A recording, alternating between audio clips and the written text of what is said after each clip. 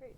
Well, thank you for meeting with us today, Senator Dole. Today is June 14th, 2013, and we have an oral history interview with Bob Dole here, and we thank you for this time, and thank you for all your service to this country, and especially to the Kansas parks and to the Park Service in general, and we thank you for all that you've done.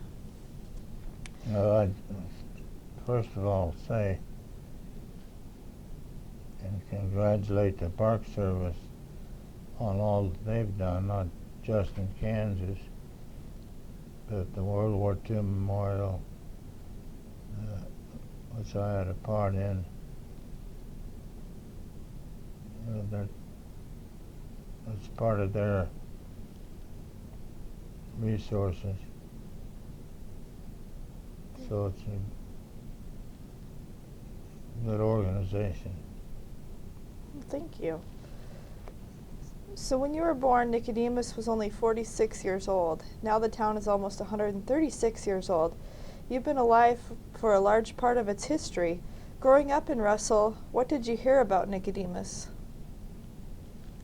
Well, I think growing up,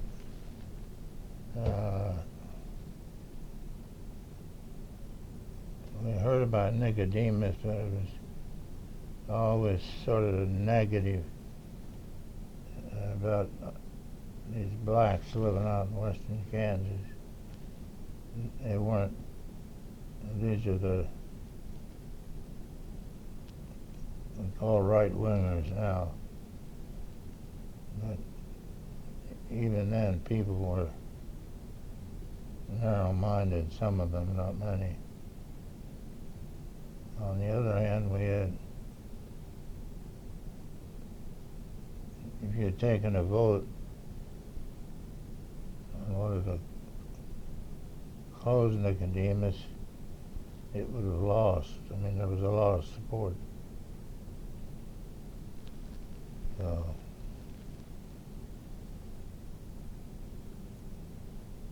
Okay. and people used to, go to Nicodemus so that and say they've been there. And not just people in Kansas, but people from all over, particularly southern state visitors. Very good. In 1990, Angela Wetz, a Nicodemus descendant, visited the Department of the Interior in Washington to inquire if Nicodemus could become a National Historic Site. They told her it would take an act of Congress. When she contacted you to pursue that, what were your initial thoughts? Initial thoughts is that I got some work to do because I supported it, but we had to get it passed. And it wasn't that difficult. I had a lot of support in Congress on the Senate side. So I think we moved pretty rapidly. I can't remember how long it took, but not very long. Okay. In 1992, you attended the Nicodemus Emancipation Celebration and said in regards to the town, there are those that say there's nothing left. My view is that there is still a lot left to preserve. The structures, the culture, the history. Nicodemus is not as physically impressive as parks like the Grand Canyon or Yellowstone, but it plays a very important role in our nation's history. How easy was it to convince senators from the states that have mountains, oceans, or canyons that Nicodemus merits equal consideration as a unit of the National Park Service? Well, as I recall, it wasn't very difficult.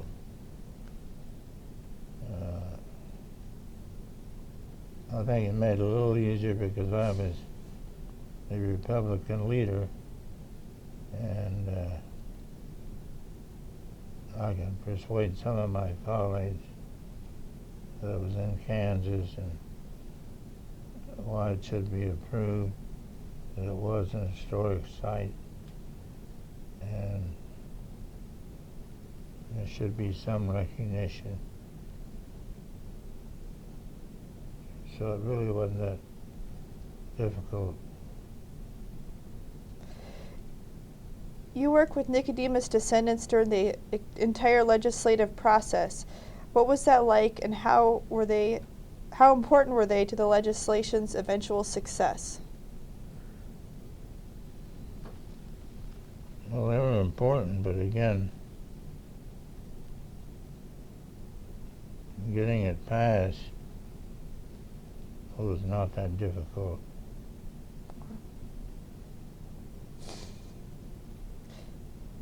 Okay. On May 1st, 1996, the Nicodemus Senate bill was paired with the legislation for New Bedford Whaling National Historic Site in Massachusetts, which brought in the support of Senators Kennedy and Kerry. This was a powerful bipartisan coalition.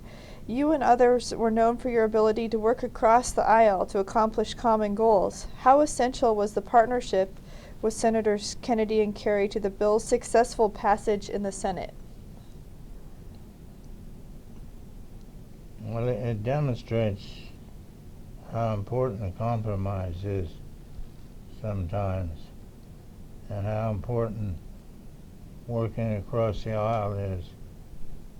I mean, Kennedy was a Democrat, I was a Republican, but it didn't make any difference. We both supported the effort, and it paid off. And there was no, as I recall, no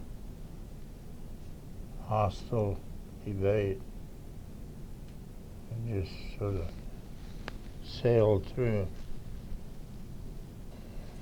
A year before you introduced legislation for Nicodemus National Historic Site, Congress attempted to pass the National Park System Reform Act of 1995, which would have greatly limited the expansion of the National Park Service.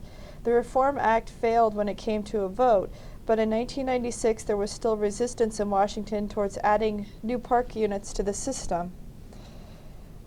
Senator Murkowski even voiced his strong opposition to S-1720, saying the committee is in the process of trying to come to grips with an insatiable appetite to simply add more units, some of limited merit, to a system already overburdened by past actions.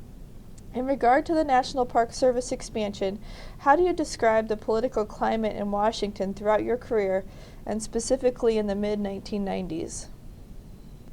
Well, I think the atmosphere in the 90s, early 90s, was good. If you had a good case, you wouldn't have any problem. If you didn't have a good case, you shouldn't be there in the first place. But we had a good cause, we had a good case, and it shows what happens when people leave an area. You know, it was once a thriving area. I don't know what the maximum population was, but you know, as people drifted away,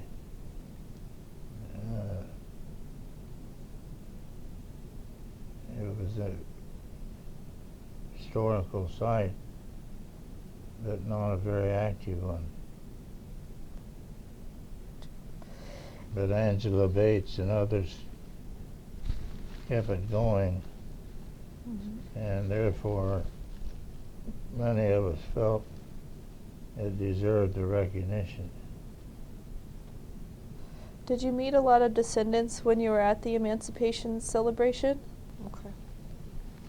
Met a lot of good people. A lot of them came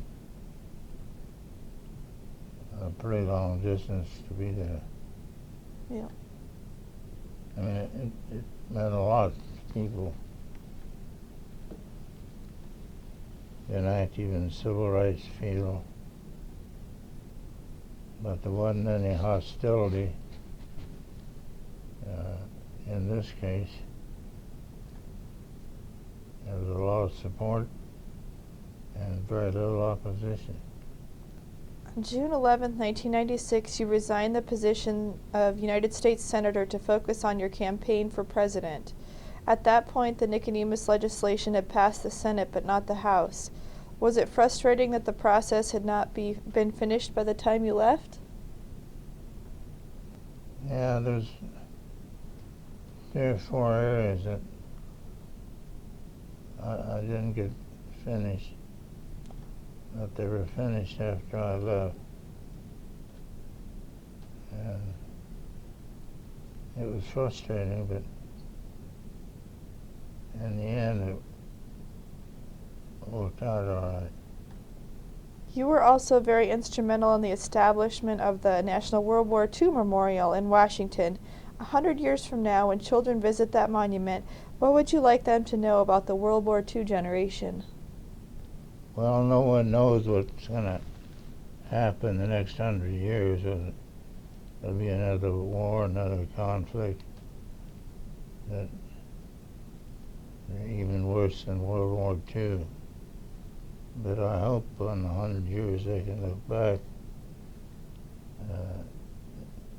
in their history class and learn that their great-great-grandfather, their great-great-grandmother sacrificed a lot at that time in history. Some lost their lives, some were severely wounded, and again, it's a nonpartisan project.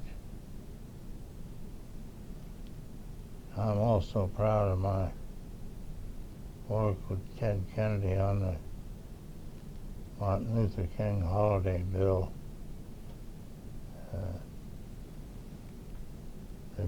Republicans controlled the Congress, so I managed the bill. It wasn't Kennedy, it was Bob Dole. But we worked together, so it was, again,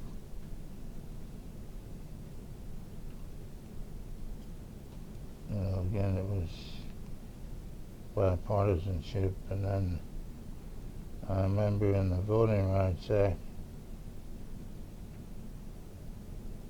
to extend the voting rights to, I think it's 15 years, I cast the deciding vote to get the bill out of the committee so it would pass. We had the votes on, if it got to the floor, our trouble was with the committee. But once we got it out of the committee, which we did by one vote, it sailed through. But I'm proud of my work with Black Americans.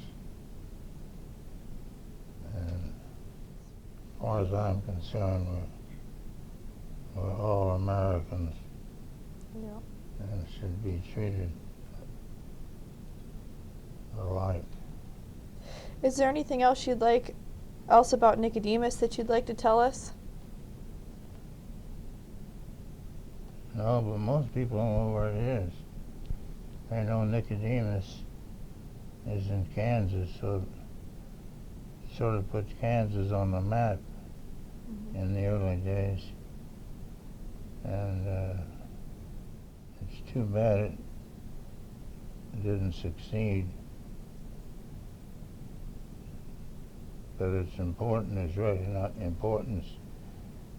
recognized by having it